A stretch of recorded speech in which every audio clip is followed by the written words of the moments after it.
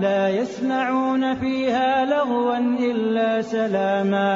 ولهم رزقهم فيها بكرة وعشيا تلك الجنة التي نورث من عبادنا من كان تقيا وما نتنزل إلا بأمر ربك له ما بين أيدينا وما خلفنا وما بين ذلك وما كان ربك نسيا رب السماوات والأرض وما بينهما فاعبده واصطبر لعبادته هل تعلم له سميا. السلام علیکم ورحمۃ اللہ وبرکاتہ. اعوذ باللہ من الشیطان الرجیم. بسم اللہ الرحمن الرحیم. لا يسمعون فيها لغوا إلا سلاما وَلَهُمْ رِزْقُهُمْ فِيهَا بُكْرَةً وَعَشِيًّا تِلْكَ الْجَنَّةُ الَّتِي نُورِثُ مِنْ عِبَادِنَا مَنْ كَانَ تَقِيًّا وَمَا نَتَنَزَّلُ إِلَّا بِأَمْرِ رَبِّكَ لَهُ مَا بَيْنَ أَيْدِينَا وَمَا خَلْفَنَا وَمَا بَيْنَ ذَلِكَ وَمَا كَانَ رَبُّكَ نَسِيًّا. رَبُّ السَّمَاوَاتِ وَالْأَرْضِ وَمَا بَيْنَهُمَا فَاعْبُدُوهُ وَاصْطَبِرْ لِعِبَادَتِهِ هَلْ تَعْلَمُ لَهُ سَمِيًّا. شروع کرتی ہوں اللہ کے نام سے جو بڑا مہربان اور انتہائی رحم فرمانے والا ہے. لا یسمعون وہ نہیں سنیں گے، فیہا اس میں، لغون کوئی بیہودہ بات، الا سوائے، سلاما سلام کے، ولہم اور ان کے لیے، رزقہم رزق ان کا، فیہا اس میں، بکرتم صبح و عشیہ اور شام. دل کا یہ، جنت جنت ہے، التی وہ جس کا، نورث وارث بنائیں گے ہم، من عبادنا اپنے بندوں میں سے، من کانا وہ جو ہوگا، تقیہ پرہیزگار، وما نتنزل اور نہیں اترتے ہم، الا مگر، بامری حکم سے، ربی کا پروردگار تمہارے کے، لہو اسی کا ہے، ما بینا جو درمیان یا آگے، ایدینا ہمارے ہاتھوں کے ہے، وما خلفنا اور جو ہمارے پیچھے ہے، وما اور جو، بینا ذالک اس کے درمیان ہے، وما اور نہیں، کانا ہے، ربو کا پروردگار تمہارا، نسیہ بھولنے والا، رب پروردگار، سماواتی آسمانوں کا، والارض اور زمین کا، وما اور جو، بینہما ان دونوں کے درمیان ہے، فاعبدوہ پس اسی کی عبادت کرو، واصطبر اور ثابت قدم رہو، لعبادتہ اس کی عبادت پر، حل کیا، تعلم جانتے ہو تم، لہو اس کا، سمیہ کوئی ہم نام. نحمدہ ونصلی علی رسولہ الکریم. رب اشرح لی صدری ویسر لی امری واحلل عقدۃ من لسانی یفقہوا قولی. اللہم ارنا الحق حقا وارزقنا اتباعہ وارنا الباطل باطلا وارزقنا اجتنابہ، آمین یا رب العالمین. الحمدللہ، اللہ تعالیٰ کا بے حد شکر احسان ہے کہ ہم سورہ مریم کو پڑھنے اور سمجھنے کی کوشش کر رہے ہیں. اللہ تعالیٰ ہمیں اس کی بہترین سمجھ عطا فرمائے اور بہترین عمل کرنے والوں میں شامل فرما لے، آمین ثم آمین. ہم نے پچھلی بار دیکھا تھا اللہ تعالیٰ نے اپنے انبیاء کا تذکرہ فرمایا اور کچھ ان کی اولادوں میں سے چنے ہوئے لوگوں کا تذکرہ فرمایا اور ان کی اللہ نے صفات بھی بتائیں. اس کے بعد جو بتایا کہ کچھ ان کے بعد آنے والے ان کے جانشین یا ان کی اولادیں، کچھ نالائق لوگ ایسے آئے کہ پھر انہوں نے اللہ سے اس تعلق کو جو نماز کی شکل میں تھا اسی کو ضائع کر دیا اور خواہشات کے پیچھے لگ گئے، اور انہوں نے اس طریقے سے اپنے آپ کو گمراہی میں ڈال لیا. پھر اللہ تعالیٰ نے ایک امید دلائی اور فرمایا کہ جو ایمان لائیں گے، توبہ کریں گے، عمل صالح کر لیں گے تو پھر وہ اللہ کی جنتوں میں داخل ہوں گے، اور ان کے ساتھ ذرا بھی ظلم نہیں کیا جائے گا،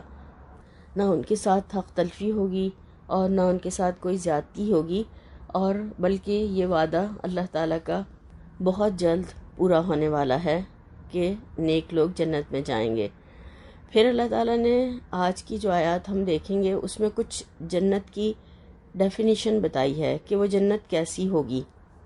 اللہ تعالیٰ نے فرمایا لا يسمعون فیها لغوا الا سلاما ولہم رزقہم فیہا بکرتم وعشیا، وہ اس میں سلام کے سوا کوئی بیہودہ کلام نہ سنیں گے اور ان کے لیے اس میں صبح و شام کھانا تیار ہوگا۔ سبحان اللہ۔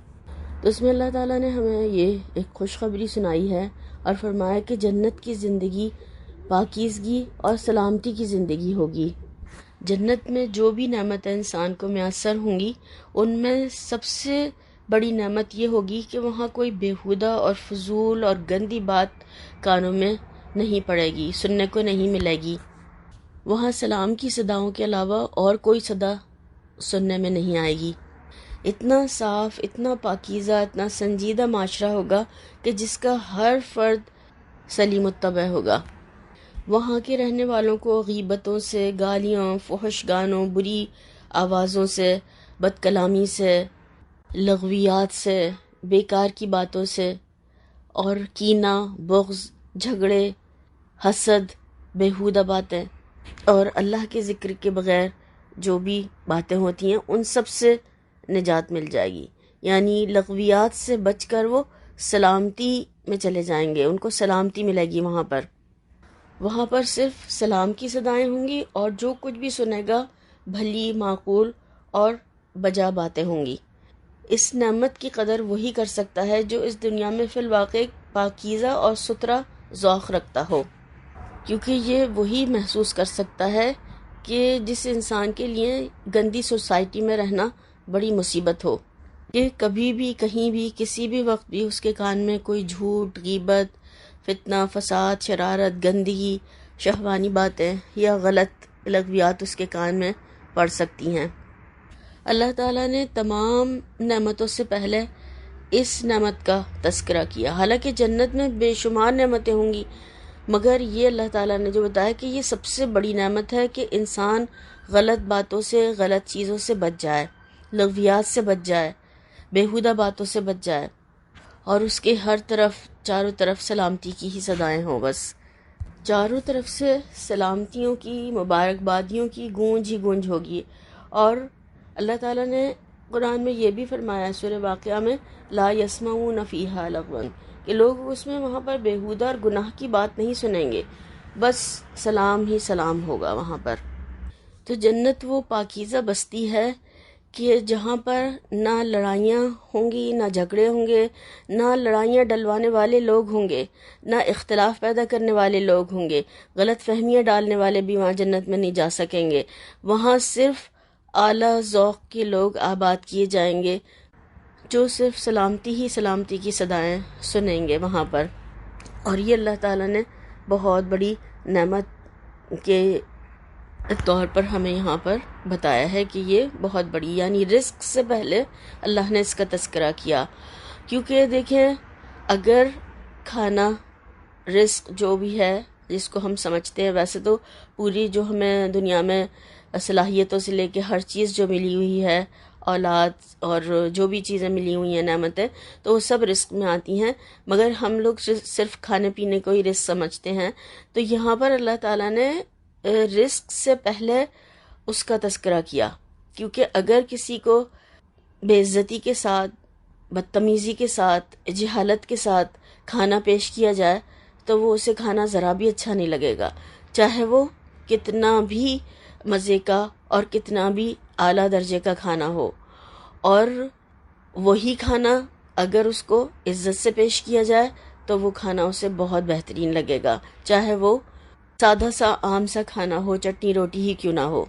تو اللہ تعالیٰ نے یہاں پر یہ جو ہمیں بتایا یہ بہت بڑی نعمت ہے کہ وہ لغویات سے بچ جائیں گے۔ تو وہاں کی باتیں پرامن بستی ہے، پرامن باتیں ہوں گی، اور اللہ تعالیٰ جو دلوں میں کینے ہوں گے، بغض ہوں گے، جھگڑے، حسد وغیرہ، ان سب کو نکال دے گا۔ غل کہا گیا نکال دیے جائیں گے، اور پھر وہاں پر داخل کیا جائے گا جنت میں، ورنہ تو جنت کو بھی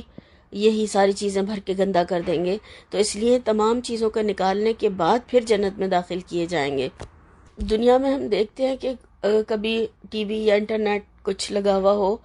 تو بچے ہی کوئی چیز دیکھ رہے ہوں تو ایسا لگتا ہے کہ ابھی کچھ نہ کچھ آ جائے گا اس پہ، اور کوئی غلط بات، کوئی بیہودہ چیز، کوئی ایڈ، کوئی ایسی بات جو کہ نامناسب ہوگی، تو وہاں پر ان چیزوں کا کوئی خوف ہی نہیں ہوگا۔ اور ہم دیکھتے ہیں دنیا میں انسان کتنا بھی بیہودہ غلط باتوں سے بچنا چاہے یا نہ لڑنا چاہے کسی سے، لوگ خود لڑنے کے لیے آ جاتے ہیں، خود باتیں سنانی شروع کر دیتے ہیں، خود ایک کی چار کرنی شروع کر دیتے ہیں، رنجشیں ڈال کے بیٹھ جاتے ہیں، اور نہ ہوئی کی ہوئی کرتے ہیں۔ کبھی آپ نے وہ کہا بھی نہیں ہوگا تو وہ دوسروں کو بتا رہے ہوتے ہیں کہ فلاں نے تو یہ کہہ دیا تھا۔ تو یعنی کبھی کبھی کوئی بات ہماری تو وہم و گمان میں بھی نہیں ہوتی اور وہ دوسروں تک پہنچتی ہے کہ فلاں نے یہ کہا تھا، تو انسان حیران ہوتا ہے کہ اتنا جھوٹ بھی بولا جا سکتا ہے یا اس طریقے کی باتیں بھی کی جا سکتی ہیں۔ تو یہ سارے حسد اور کینے اور لڑائی جھگڑے یہ سب کچھ وہاں پر نہیں ہوں گے۔ ابھی دیکھیں کوئی اچھا خاصا اپنے گھر میں بیٹھا ہوا ہے، کوئی آیا اور باتوں ہی باتوں میں اس کا دل برا کر گیا، اب وہ جلتا کڑتا رہے گا۔ یا پھر کسی نے کال کر دی اور اس پہ اس کو باتیں سنا دی، اب اس کا سارا دن غارت ہو گیا، پورا دن برباد ہو جائے گا کہ یہ اس نے اس طریقے سے، کیونکہ جو سینسیٹیو لوگ ہوتے ہیں تو ان کو تو ایک ذرا سی بات بھی بہت زیادہ کھل جاتی ہے، بہت بری لگتی ہے۔ تو اللہ تعالیٰ نے کتنی بڑی نعمت کا تذکرہ فرمایا، اللہ تعالیٰ ہم سب کو اس پرامن بستی میں داخل فرمائے اور ان تمام چیزوں کو ہم سے دنیا میں دور کر دے تاکہ ہم جنت میں جانے کے قابل ہو جائیں انشاءاللہ تعالیٰ، آمین ثم آمین۔ کسی نے بڑی ہی خوبصورت ایک مثال دی ہے کہ کچھ لوگ ستارے والے کپڑوں کی طرح سے ہوتے ہیں۔ ہم نے اکثر دیکھا ہوگا نا، ستارے والے کپڑے آپس میں خود ہی الجھتے رہتے ہیں اور الجھ کر وہ پورے کپڑوں کو برباد کر دیتے ہیں، اور وہ کپڑا اتنا گندا لگنے لگتا ہے، اٹک اٹک کر سارے اس کے دھاگے نکل جاتے ہیں، ستارے ٹوٹ جاتے ہیں اور کپڑا برباد ہو جاتا ہے۔ تو کچھ لوگ اسی طریقے کے ہوتے ہیں دنیا میں، تو ایسے اٹکنے والی فطرتوں کے پھر لوگ اللہ تعالیٰ وہاں پر نہیں بھیجے گا، بلکہ سب کو پاک اور صاف کر کے سب کے دلوں کے کینے دھوئے جائیں گے اور پھر جنت میں داخل فرمائے گا اللہ تعالیٰ۔ پھر فرمایا اللہ تعالیٰ نے کہ ان کے لیے اس میں صبح و شام کھانا تیار ہوگا، تو وہاں پر تمام خواہشات انسان کی پوری کی جائیں گی، ہر چیز جو وہ چاہے گا، جو وہ طلب کرے گا، ہر وہ چیز اس کو ملے گی، اور ہر ضرورت کی چیز وہاں پر موجود ہوگی، اور اس کے دل میں خیال آئے گا اور وہ چیز وہاں پر فوراً حاضر کر دی جائے گی۔ اور یہاں پر ہم دیکھ رہے ہیں کہ 2 کھانوں کا تذکرہ کیا گیا ہے، صبح و شام ان کو کھانا دیا جائے گا۔ صبح و شام رزق ملنے سے مطلب یہ ہے کہ 2 وقتوں میں کھانا ملے گا، یہ بات نہیں کہ وہاں پر دن رات ہوں گے، البتہ اوقات ضرور ہوں گے جو آتے جاتے رہیں گے، جس کا آنا جانا انسان محسوس کرے گا، پہچان لے گا کہ یہ صبح کا وقت ہے، یہ شام کا وقت ہے۔ جیسا کہ اللہ کے نبی صلی اللہ علیہ وسلم نے فرمایا کہ جنت والوں کا پہلا گروہ جو جنت میں جائے گا، ان کے چہرے 14ویں رات کے چاند کی طرح دمک رہے ہوں گے، نہ انہیں وہاں پر تھوک آئے گا نہ بلغم، اور ان کے برتن اور کنگے سونے چاندی کے ہوں گے، ان کی انگیٹھیاں اود کی ہوں گی اور پسینہ مشک ہوگا۔ ہر ایک کی وہاں پر 2 بیویاں ہوں گی اور ان کا ایک غضب کا حسن ہوگا کہ گوشت کے اندر سے پنڈلی کا گودا نظر آئے گا، نہ وہاں اختلاف آرا ہوگا اور نہ کوئی کسی سے بغض رکھے گا۔ ان سب کے دل ایک ہی شخص کے دل جیسے ہوں گے اور وہ صبح و شام اللہ کی پاکی بیان کریں گے۔ یہ بخاری، مسلم اور مسند احمد کی روایت ہے۔ اس کے حوالے سے آتا ہے کہ ایک صحابی اللہ کے نبی صلی اللہ علیہ وسلم کے پاس آئے اور انہوں نے کہا کہ قرآن میں نے پڑھا ہے اور میرے ذہن میں ایک سوال آیا ہے، وہ آپ سے پوچھنا چاہتا ہوں۔ آپ صلی اللہ علیہ وسلم نے فرمایا کہ کیا ہے، بتاؤ۔ تو انہوں نے کہا یہ بتائیے کہ جنت میں رات ہوگی۔ آپ صلی اللہ علیہ وسلم نے پوچھا کس چیز سے تمہیں یہ خیال آیا اور تم نے یہ سوال کر رہے ہو؟ تو انہوں نے کہا کہ میں نے پڑھا ہے کہ یہی والی آیت کہ صبح شام ان کو کھانا دیا جائے گا، رزق دیا جائے گا۔ تو یہ آیت پڑھی ان کو ان کا رزق صبح و شام دیا جائے گا۔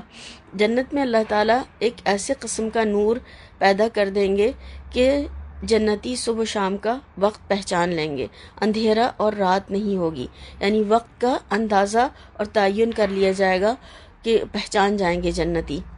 پہلا گروہ جیسے کہ ابھی ہم نے دیکھا کہ ان کی جو چہرے ہوں گے، ان کی جو شکلیں ہوں گی وہ 14ویں رات کے چاند کی طرح سے اتنی چمکدار، ایسے خوبصورت اور حسین ہوں گے، اور ان کو وہاں پر رزق ملے گا، اور وہ رزق ہضم کرنے کے لیے دنیا کی طرح سے نہیں ہوگا وہ سسٹم، وہ نظام، بلکہ ایک ڈکار آئے گی ہلکی سی اور کھانا ہضم ہو جائے گا، یعنی واش روم جانے کی بھی وہاں پر ضرورت نہیں ہوگی۔ جنت کا ماحول انتہائی پاکیزہ ماحول ہوگا، نہ وہاں اختلاف ہوگا اور نہ وہاں کسی طرح کا لڑائی جھگڑا اور نہ غلط باتیں ہوں گی۔ یہ بھی بہت بڑا رزق ہے جو نعمت اللہ تعالیٰ نے یہاں پر ہمیں بتائی ہے، اور وہ صبح و شام ہر وقت اللہ کی تسبیح کرتے رہیں گے، یہ بھی رزق ہوگا ان کے لیے، اور یہ نعمتیں دنیا کی نعمتوں سے مختلف ہوں گی، اور یہ تمام نعمتیں اندیکھی نعمتیں ہیں، کسی نے نہیں دیکھا، بس ہمیں اس پر ایمان ہے ہمارا کہ اللہ کے نبی صلی اللہ علیہ وسلم نے ہمیں بتایا ہے، اور ہم انشاءاللہ تعالی اللہ تعالیٰ سے دعا کرتے ہیں کہ اللہ تعالیٰ ہمیں بھی ان تمام نعمتوں کو عطا فرمانا انشاءاللہ تعالی، آمین ثم آمین۔ پھر فرمایا تلک الجنۃ التی نورث من عبادنا من کان تقیا، یہی وہ جنت ہے جس کا ہم اپنے بندوں میں سے ایسے شخص کو وارث بنائیں گے جو پرہیزگار ہوگا۔ تو یہاں پر اللہ تعالیٰ نے صاف طور سے بتا دیا کہ اتنی قیمتی جنت، اتنی خوبصورت جنت ہر ایک کو نہیں ملے گی، بلکہ جو پرہیزگار ہوگا، جو اللہ کا تقوی اختیار کرے گا، جو نماز اور اللہ تعالیٰ کا ڈر خوف رکھے گا، بری خواہشات سے بچے گا اور اللہ کی فرما برداری کرے گا، تو پھر اللہ تعالیٰ ایسے لوگوں کو جنت کا وارث بنائیں گے، اور جس کو چاہیں گے، یعنی کوئی اپنی نیکیوں کی وجہ سے جنت کا وارث نہیں بن سکتا ہے، بلکہ اللہ تعالیٰ جسے چاہیں گے جنت کا وارث بنائیں گے۔ تو ہم دیکھیں کہ ہم اپنے آپ سے ہر ایک سوال یہ کریں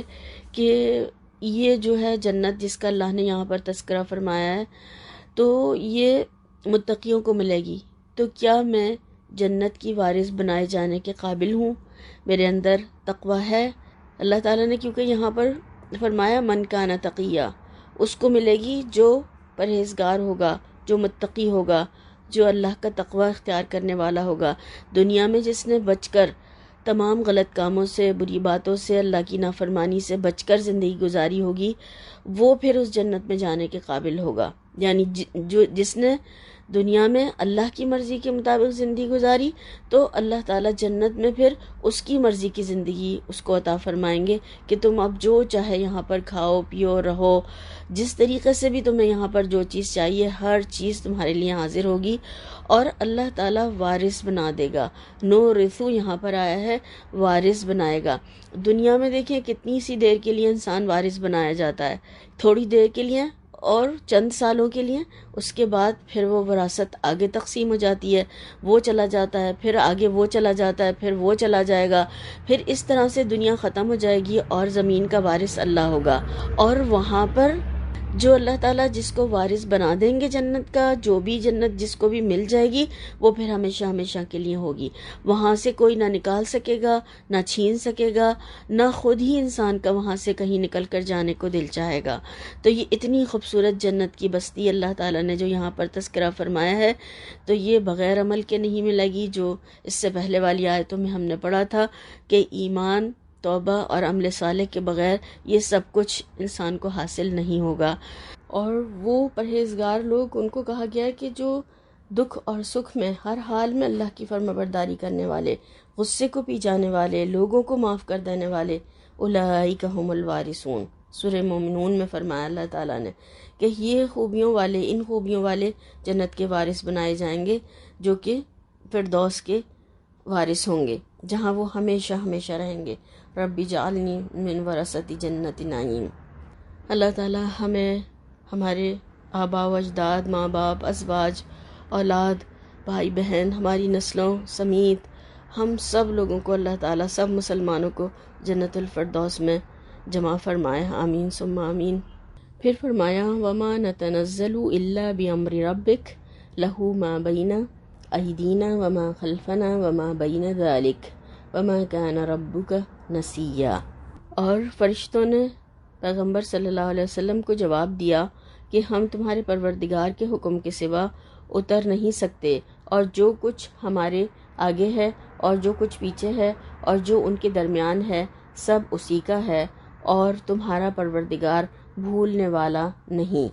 ایک دفعہ جبرائیل علیہ السلام کئی دن تک نہیں آئے، اور ایک روایت میں آتا ہے کہ 60 دن تک نہیں آئے۔ تو کفار نے کہنا شروع کر دیا کہ اللہ آپ سے ناراض ہو گیا ہے اور اللہ نے آپ کو چھوڑ دیا ہے۔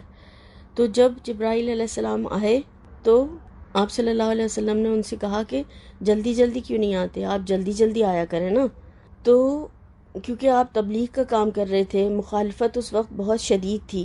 جو پیغام پہنچا رہے تھے، تو اس کی طرف سے جب تسلی دینے والا کوئی نہیں آ رہا تھا تو جب آئے تو شکوہ کرنے لگے کہ ایسا کیوں نہیں کرتے آپ، جلدی جلدی آئیں، اتنے دن کیوں نہیں آئے۔ فرمایا کہ ہم تو خود نہیں آ سکتے، جب آتے ہیں تو آپ کے رب کے حکم سے آتے ہیں، اللہ کا حکم ہوتا ہے تو ہی ہم اتر سکتے ہیں، ورنہ ہم نہیں اتر سکتے۔ یعنی اتنے مقرب فرشتے ہو کر بھی وہ ان کو کوئی اختیار نہیں، کوئی اپنی مرضی نہیں چلا سکتے، کوئی جتنی بار چاہے نہیں آ سکتے، بلکہ جب اللہ کا حکم ہوتا ہے جبھی وہ آئیں گے۔ یہ انہوں نے صاف صاف بتا دیا کہ ہم اپنی مرضی سے نہیں آتے، بلکہ ہم تو اللہ کے حکم کا انتظار کرتے ہیں، اللہ کا حکم ہوتا ہے تب ہم آتے ہیں۔ دیر تو ہوئی ہے مگر آپ کا رب آپ کو بھولا نہیں ہے، یہ اس کی حکمت ہے، وہ جب چاہتا ہے، جتنا چاہتا ہے، جیسے چاہتا ہے عطا فرما دیتا ہے، نہ وہ بھولا ہے نہ وہ ناراض ہوا ہے۔ اور یہی بات سورہ دوحہ میں بھی اللہ تعالیٰ نے فرمائی تھی۔ اور اللہ تعالیٰ اپنے مخلص بندوں کو نہ دنیا میں بھولتا ہے اور نہ آخرت میں بھولے گا۔ اور یہ دنیا اور آخرت اور اس کے بیچ کی زندگی جو پیریڈ ہے برزخ والا، ان سب کو جانتا ہے، ان سب کے بارے میں اللہ تعالیٰ کو پوری خبر ہے، یعنی اس کے درمیان، اس کے آگے پیچھے کیا ہے، کیا ہو رہا ہے، کیا چل رہا ہے، اور وہ کوئی چیز بھولتا بھی نہیں ہے۔ تو اتنے بڑے جو فرشتے ہیں جبرائیل علیہ السلام، فرشتوں کے سردار، ان کے لیے اس میں یہاں پر واضح طور پر بتایا گیا کہ ہم اللہ کے حکم کے بغیر نہیں آ سکتے، تو ان کو کوئی اختیار نہیں۔ تو کسی اور کو پھر جہالت کی وجہ سے انسانوں میں سے ہی کچھ لوگوں کو اختیار دے دیے جاتے ہیں، اور کچھ لوگوں کو سمجھا جاتا ہے کہ یہ با اختیار ہے اور یہ ہمارے سب کام کروا سکتے ہیں۔ تو کتنی جہالت کی باتیں ہیں اور بے عقلی کی باتیں ہیں۔ اللہ تعالیٰ صحیح سمجھ عطا فرمائے۔ پھر فرمایا رب السماوات والارض وما بینہما فاعبدوہ واصطبر لعبادتہ هل تعلم له سمیہ، یعنی آسمان اور زمین کا اور جو ان دونوں کے درمیان ہے سب کا پروردگار، یعنی سب کا رب اللہ ہے، تو اسی کی عبادت کرو اور اسی کی عبادت پر ثابت قدم رہو۔ بھلا تم کوئی اس کا ہم نام جانتے ہو؟ یعنی اللہ تعالیٰ تمام کائنات کا خالق اور حاکم اور مالک ہے، وہ کائنات میں اپنی مرضی کے مطابق تصرف کرتا ہے، اس کا حکم کوئی ٹال نہیں سکتا، لہٰذا آپ اسی کی عبادت پر جمے رہیے۔ اس کائنات کی کوئی تمثیل ہے نہ کوئی تشبیہ، نہ اس کے سوا کوئی اس کے لائق ہے کہ اس کو رحمان کہہ کر پکارا جائے۔ انتہائی محبت کرنے والا رحمان اور رحیم تو اللہ تعالیٰ ہی ہے بس۔ تو یہاں پر ایک طریقے سے انتہائی بڑی تسلی دی گئی ہے آپ صلی اللہ علیہ وسلم کو کہ وہ رب جس کا ہے، پھر اسے کسی اور کی کیا پریشانی، کسی اور کی کیا ضرورت، تو بس تم پھر اسی کی عبادت پر ثابت قدم رہو۔ وَاصْطَبِرْ جو آیا ہے جمے رہو، تو اللہ تعالیٰ ہمیں بھی اپنی عبادت پر ثابت قدم رکھے اور جما دے ہمیں آخری سانس تک۔ تو اللہ تعالیٰ نے آخر میں سوال جو ہمارے سامنے رکھا ہے هل تعلم له سمیہ، کہ کوئی اس کا ہم نام جانتے ہو تم، پتہ ہے تمہیں کوئی اس جیسا کسی اور کا کام ہے؟ اگر نہیں ہے تو پھر کسی اور کی عبادت کیوں کر رہے ہو، جب وہ اپنے نام، اپنی ہستی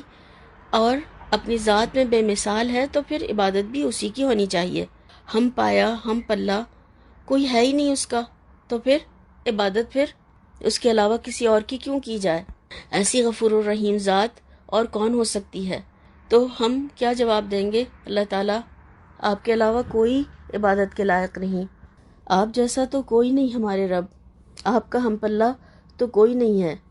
تو یہاں پر اس میں فرمایا گیا فَاعْبُدُوهُ، پس اسی کی عبادت کرو، اور اسی پر جمے رہو۔ تو اگر ہم دیکھیں کہ ایک مسلمان کی زندگی کا ایک ایک لمحہ اللہ کی فرمانبرداری میں گزارنے کی وجہ سے عبادت بن جاتا ہے، اور یہ ساری زندگی کا عمل ہے، یعنی تھوڑی دیر کے کرنے کا کام نہیں ہے، کام کاج کاروبار کرتے ہوئے یہ سب بھی عبادت بن جاتا ہے،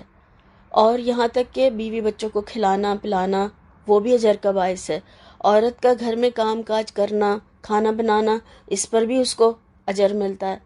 تو عبادت صرف چند نیکی کے کام کرنے کا نام نہیں ہے، بلکہ تمام زندگی کا عمل انسان کی عبادت بن جاتا ہے اگر وہ اللہ تعالیٰ کی فرمانبرداری میں گزاری جائے، تو پھر ایک ایک عمل عبادت لکھا جاتا ہے۔ تو اللہ تعالیٰ سے ہم دعا کرتے ہیں اللہ تعالیٰ ہمیں بھی اپنے فرمانبردار بندوں میں شامل فرما لے، اور زندگی کے آخری لمحے تک اللہ تعالیٰ ہمیں اس دین پر جمائے رکھے اور اپنی فرمانبرداری کے کاموں میں اس تمام زندگی کو لگانے والا بنا دے، اور اللہ تعالیٰ ہمیں، ہمارے ماں باپ کو اور ہمارے شوہر بچوں اور ہمارے بہن بھائی اور ہمارے رشتہ دار اور تمام مسلمان اور ہماری آئندہ نسلوں کو بھی اللہ تعالیٰ ایمان پر جما دے، اور ہمارے دلوں کو ایمان سے مزین کر دے، اور غلطیاں اور کمی کوتاہیوں کو معاف فرما دے، اور اللہ تعالیٰ اس کو صحیح کر کے قبول فرما لے۔ آمین ثم آمین۔ زندگی نے کر دیے دھندلے نقوش بندگی، آؤ سجدے میں گریں لوح جبیں تازہ کریں۔ سبحانک اللہم و بحمدک، اشہد ان لا الہ الا انت، استغفرک و اتوب الیک۔ السلام علیکم ورحمۃ اللہ وبرکاتہ۔